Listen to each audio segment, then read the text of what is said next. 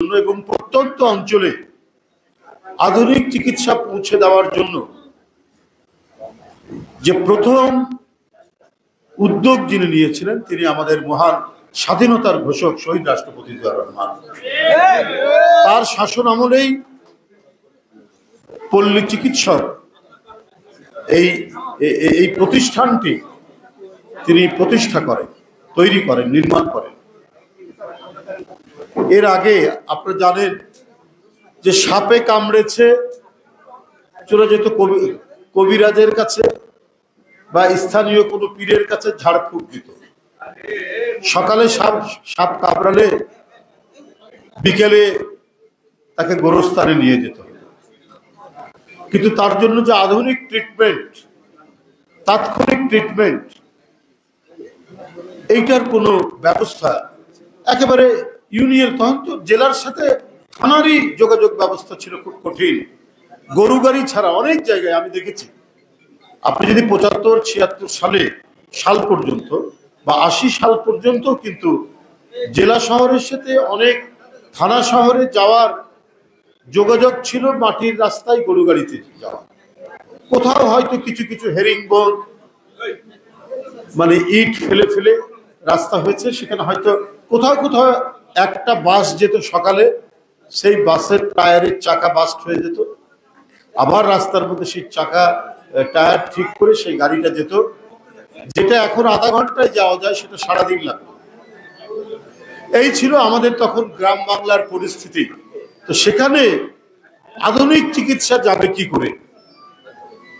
এক কবিরাজ অথবা ঝাড়ফুঁক, তাবিজ এর উপরেই নির্ভর করত।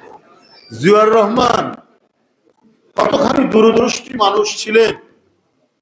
এই যে পুকুরের মধ্যে পানিতে ডুবে গেলে, সাপে কামড়ালে, পেটের নানা খাওয়া দাওয়ার বিভিন্ন অনিয়মের কারণে পেটের পীড়া হলে, এই সমস্ত চিকিৎসা একবারে গ্রামে গঞ্জে পাওয়া তো খুব মুশকিল।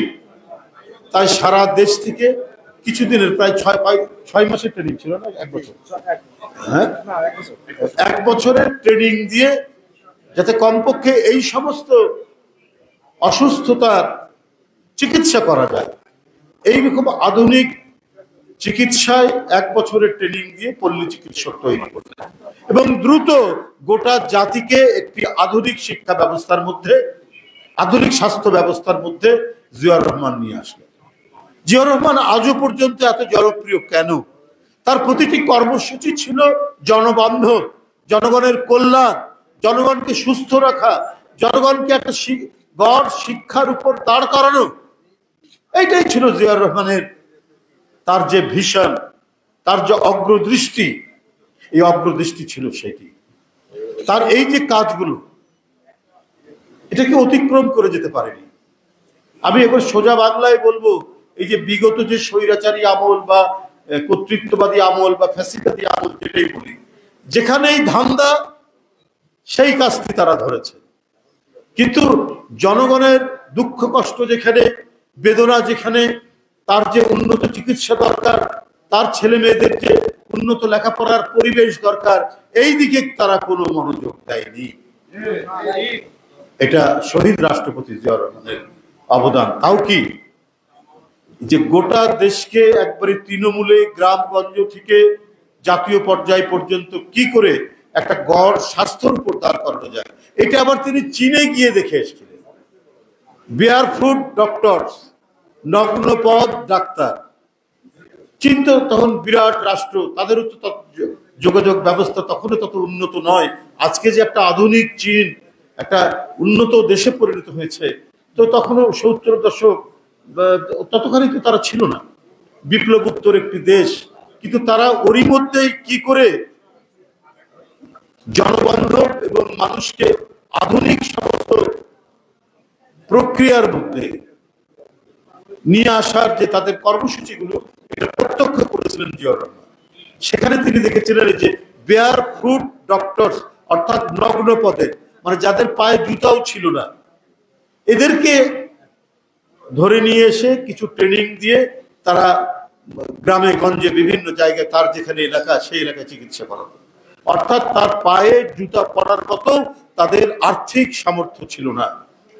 জিয়াউর রহমান চীন দেশ থেকে এই অভিনব এবং অসাধারণ এই পদ্ধতিটি দেখে এসে তিনি বাংলাদেশে চালু করেছিলেন। কিন্তু বাংলাদেশ একটা গরিব দেশ, তখন মাত্র 6টা না 7টা মেডিকেল কলেজ।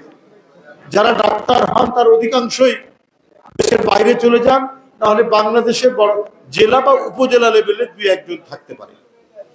কিন্তু ইউনিয়ন পর্যায়ে, ওয়ার্ড পর্যায়ে যেখানে যেতে নদী পার হয়ে যেতে হয়, তখন ব্রিজও ছিল না। একটা ইউনিয়নে যেতে হয়তো 2-3টা নদী পার হতে হতো, ব্রিজও নাই। তো সেখানে আধুনিক চিকিৎসা ব্যবস্থা পৌঁছবে কি করে? একজন মানুষের, সে যদি সত্যিকারের দেশপ্রেমিক হয়, সত্যিকারের দেশপ্রেমিক হলে অল্প দিনের জন্য, অল্প দিনের মধ্যেই অনেক কল্যাণকামী কাজ করতে পারে। দেখুন, তখন সাক্ষরতার হার ছিল অনেক কম, মানুষ সরিয়ে লিখতে পারত না। তিনি বিপ্লব শুরু করলেন বয়স্ক শিক্ষা।